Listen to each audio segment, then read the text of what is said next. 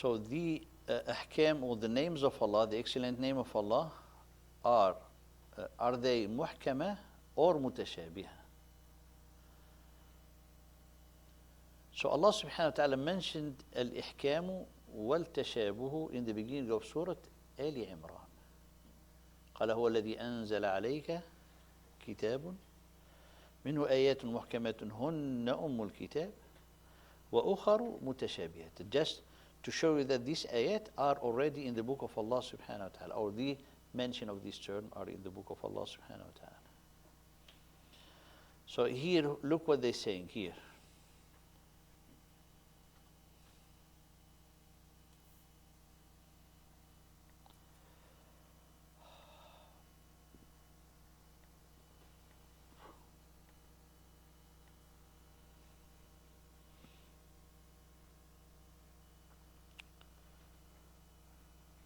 Here, it is, he is the one who has revealed to you, O Prophet, the book, of which some verses are precise. So he called muhkama here, muhkamatun, absolutely clear, precise. وَأُخَرُ مُتَشَابِهَات, they are the foundation of the book, while other are elusive. And he said elusive, let's say what he meant with it. He said, the precise verses are easy to understand and deal mostly with matters of belief and practice, such as the belief in one God, the commandment. As for the elusive verse, their full meaning is known only by Allah to Allah, such as the meaning of the letter combination at the beginning of the same surah. But actually, there's the scholar, they have different opinion about that. So the mutashabah, it does not have a definitive meaning. That's the mutashabah. Huh? So when we say muhkam, so the name of Allah subhanahu wa ta'ala is well clear, well established, and it does not require first clarification, or it does not like say, you know, this name we don't know what it means, so we accept it as is, because it's the name of Allah subhanahu wa ta'ala. So the name of Allah is the way for us to know Allah, to get nearer to Allah subhanahu wa ta'ala. So he's saying here, what can be mutashabah? There's mutashabah that you can get to its meaning, and there's a mutashabah, allegorical or elusive, that you will not be able to know their meaning, like the coming of the hour. That is impossible to know that. It's only Allah knows that. So the conclusion here as answer to this question, نصوص الأسماء الحسنى من النصوص المحكمة أيما إحكام.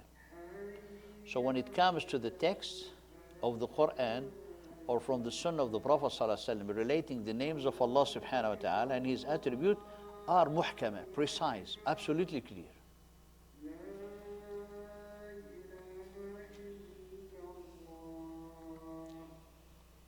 Absolutely clear. So there is no kind of ambiguity in it or being elusive. No, it's very clear. And its meaning is very clear. So we understand from the name Ar-Rahman that we do not include in the name of Al-Aziz. Ar-Rahman is the merciful, Al-Aziz is the Almighty. It's very clear. You cannot Al-Aziz close to Ar-Rahman. No, it's very separate, it's very clear. And we understand from the name Al-Ghafur, the oft forgiven,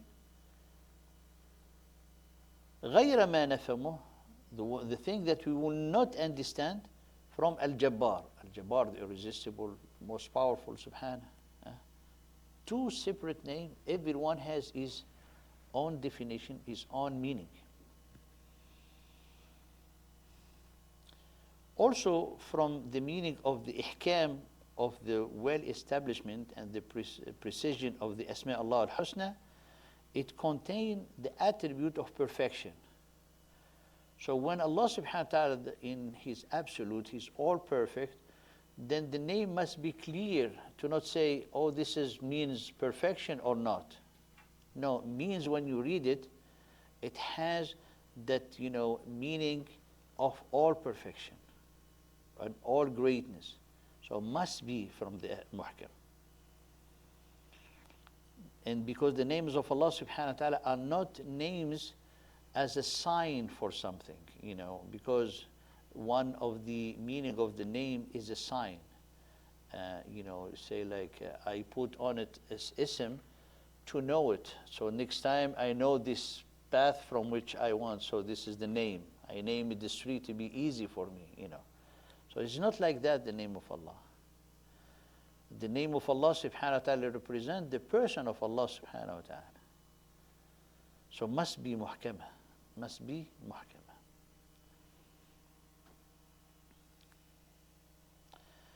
muhkama. Also, when we go further to talk about the attribute that contained implied by the name. For example, attribute of mercy is implied in the name of the most merciful subhanahu wa ta'ala. It is muhkama. It is well precise and definitive. It's not something that requires interpretation or digging.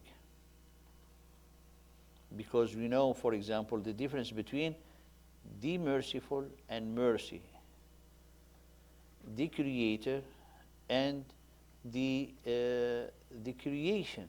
We know the difference between them. So there is no confusing here. However, when it comes to the reality of the attribute and the way or the how of the attribute, or the how of its manifestation, that's where there's mutashabah. But here the mutashabah, it might lead someone to deviation. That's why in the body of the Ahl Sunnah wal Jama'ah, there are things you get it as is, you embrace it as is. Like the sifa, the attribute of al-istiwa ala al-arsh, to be established on the throne. To make interpretation on it, of it, it might kind of cause distortion into the name of Allah, into the sifa of Allah subhanahu wa ta'ala. That's why we say it is sifa, we believe in it. And believing in it is an obligation, as Allah subhanahu wa ta'ala mentioned in His book. However, how Allah is established on the throne is beyond our comprehension, is beyond our perception. Then we believe in it as is. This is exactly the very famous saying of Imam Malik for the one who asked about on the how of the istiwa. قال الاستواء معلوم والإيمان به واجب والسؤال عنه بدعة. It is known in the Quran. Believing in it is an obligation. To ask about the how of it is an innovation, is a bid'ah. Because why is a bid'ah? Because it's beyond what you can understand. You cannot. قال ولا يحيطون به علما. طيب, we'll stop here inshallah and we'll meet you after Salat al-Maghrib بإذن الله تعالى. إن شاء الله. جزاكم الله.